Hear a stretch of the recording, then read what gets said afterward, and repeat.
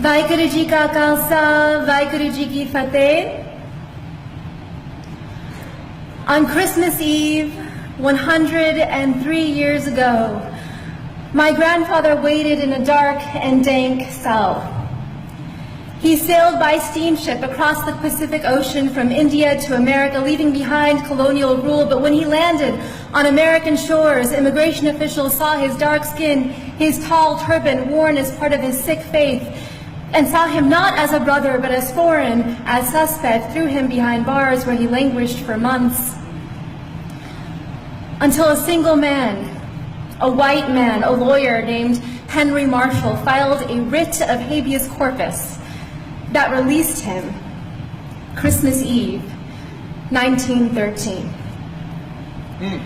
My grandfather, Kehar Singh, became a farmer, free to practice the heart of his Sikh faith, love and oneness.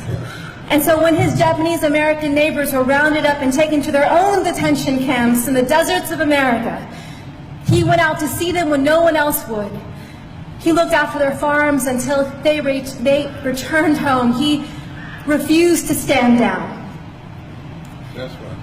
In the aftermath of September 11, when hate violence exploded in these United States and a man that I called uncle was murdered,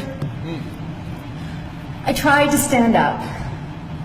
I became a lawyer like the man who freed my grandfather, and I joined a generation of activists fighting detentions and deportation, surveillance and special registration, hate crimes and racial profiling. And after 15 years, with every film, with every lawsuit, with every campaign, I thought we were making the nation safer for the next generation. Mama.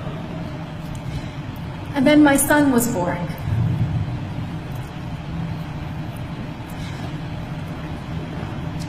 On Christmas Eve, I watched him ceremoniously put the milk and cookies by the fire for Santa Claus. And after he went to sleep, I then drank the milk and ate the cookies. I wanted him to wake up and see them gone in the morning. I wanted him to believe in a world that was magical. But I am leaving my son a world that is more dangerous than the one that I was given. Because we are raising a brown boy in America.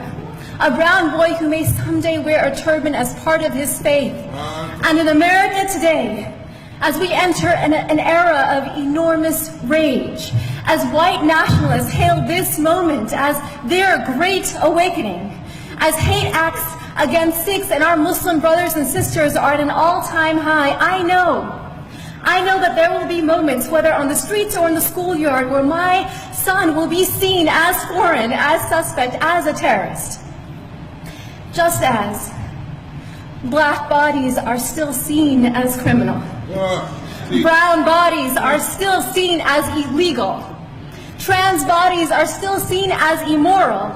Indigenous bodies are still seen as savage. The bodies of women and girls seen as someone else's property. And when we see these bodies not as brothers and sisters, then it becomes easier to bully them, to rape them, to allow policies that neglect them, that incarcerate them, that kill them.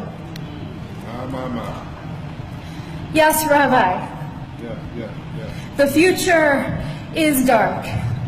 On this New Year's Eve, this watch night, I close my eyes and I see the darkness of my grandfather's cell, and I can feel the spirit of ever-rising optimism in the Sikh tradition, Chardi Kala, within him. And so the mother in me asks, what if? What if this darkness is not the darkness of the tomb, but the darkness of the womb? What if our America...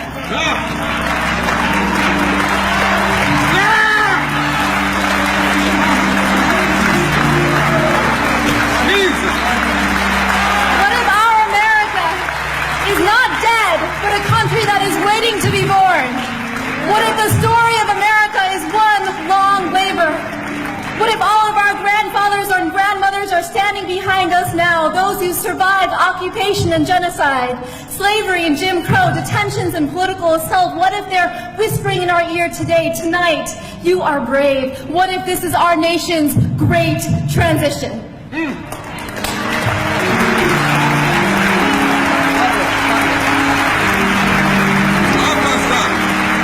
What does the midwife tell us to do?